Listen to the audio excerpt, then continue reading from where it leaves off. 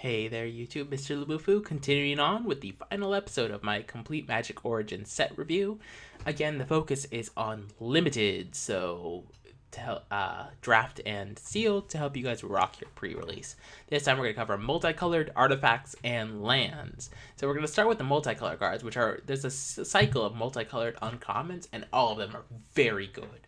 Blazing Hellhound, 4 mana 4/3, very aggressively costed, sack a creature, deals 1 to target creature or player.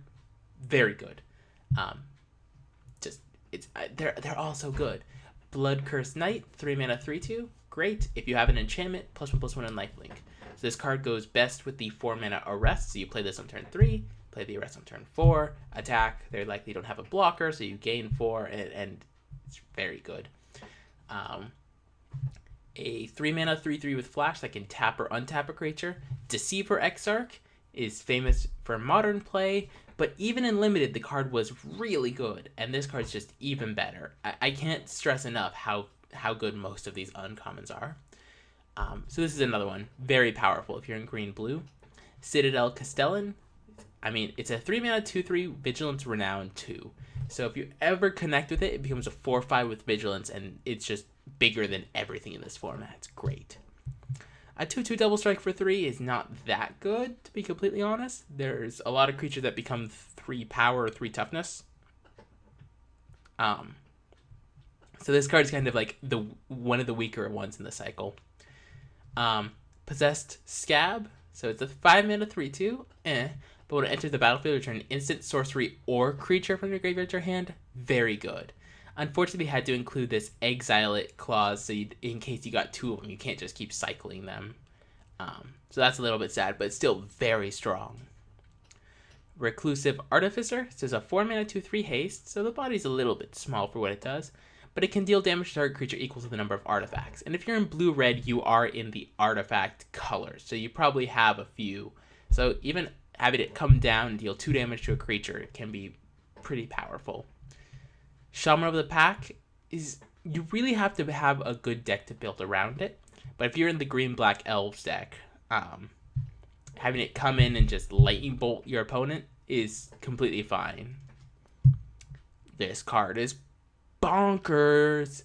It's 4 mana 2/3 flash flying, creatures with flying get +1/+1. That's absurd. You want to know what else goes good with flying? Thopters.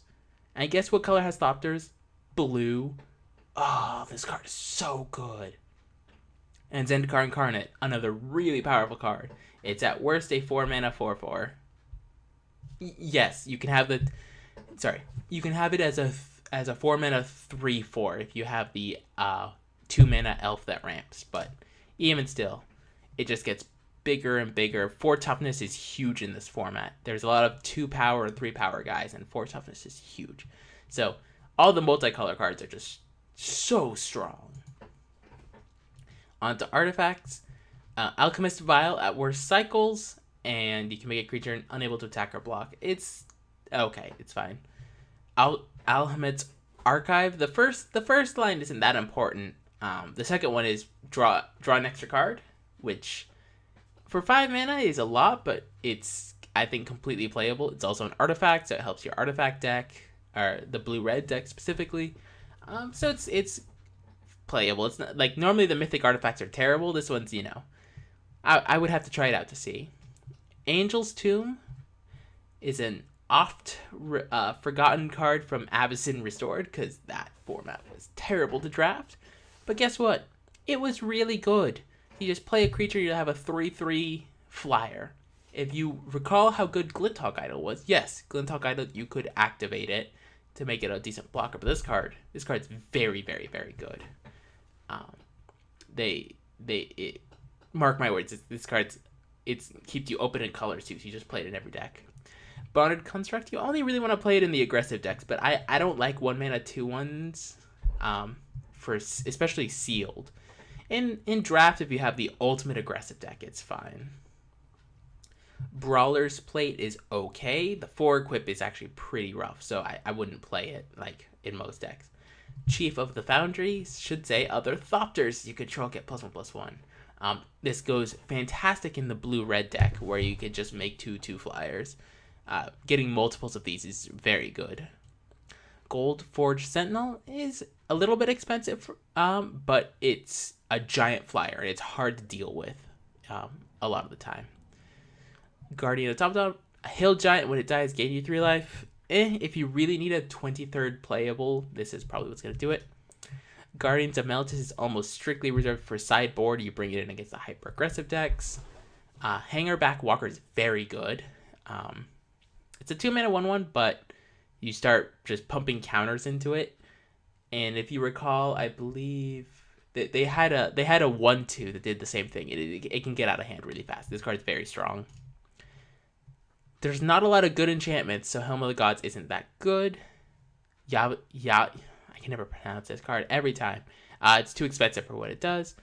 Mage Ring Responder is a giant finisher, but I don't like it that much. Like 7 mana for 7/7, great. Doesn't untap, so you're basically committing to this card, which sometimes it can be fine. And when it attacks, it nukes their best blocker, which is cool. Meteorite. I liked Meteorite the first time around. I'm not sure how good it'll be. There are a lot of 2 toughness creatures, but there's a lot of 3 toughness too. So we'll see. This card seems complete. Like I will play this in sealed a lot more. Don't play this card. Actually, wait. The second ability is fine, but it costs 5. I don't like this card. I don't like Prism Ring either. Pyromancer's Goggle seems fine in limited. You really need a lot of good red instances of sorceries. I don't think it's going to be that insane. Some people think it will.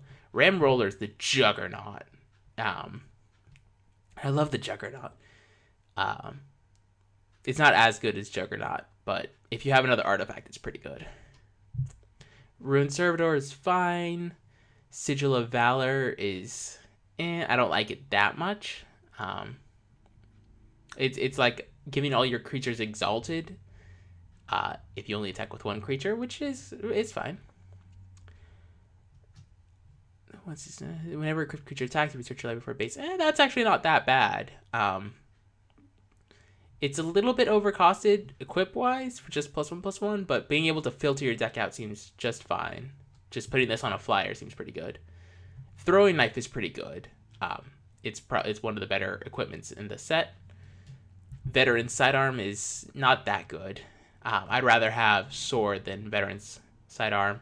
And Warhorn, I don't want to play it. And lastly, onto lands. If you're in these colors, great. Play the Pain lands. Evolving Wilds is fantastic fixing. Foundry of the Consoles is like, if you're desperate for artifacts, maybe you play it. Majoring Network's pretty bad. And I believe that does it, right? Oh, Rogue's Passage is very good. This card's actually really, really, really powerful. And that's it. Thank you guys all for watching. Be sure to check out the other episodes, and I will see you guys next time. Good luck at pre-release.